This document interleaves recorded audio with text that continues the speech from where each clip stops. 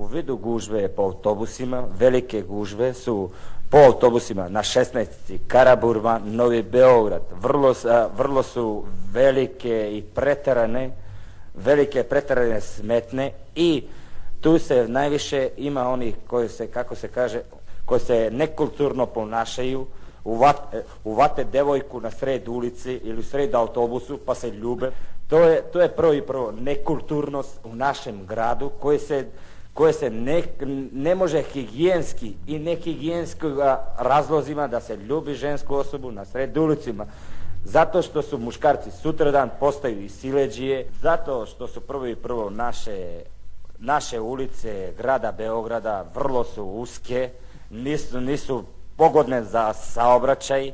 Kad bi bio svaki čovjek koji god bio mogao da polaže ispit, morao bi to težim slučajem, po težim zakonskim merama, to se treba i veći zahtev, više učenje, a danas se manje uči, a više se zahteva.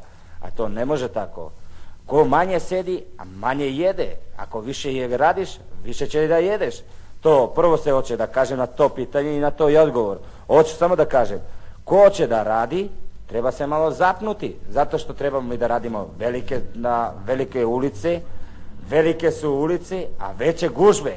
Po gradu su veće gužve, ulice su uske, a veće su po gradu gužve. A to su, na primjer, ima na manjim mesta, manja prometna mesta, a tu gdje su manja prometna mesta, tu je najveća gužva. Najveća gužva tu se nalaze pogotovo mladići i devojke, pa od 18 do 25 godina. Pogotovo gdje imaju takve misli, koji imaju takvo mišljenje, treba se naša preduzeće za prometni puteva, kao gradsko preduzeće, put, ne znam ja tačno kako da kažem, koji samo treba se malo prošire, malo više mjesta, treba se napraviti malo proširne mjesta, ulice, pa da se malo mladići više da se zabave. Pa, na primjer, ako ima veći saobraćajnih mjesta, pa zato je, ako je mali, više automobila, a manje su naroda na svetu.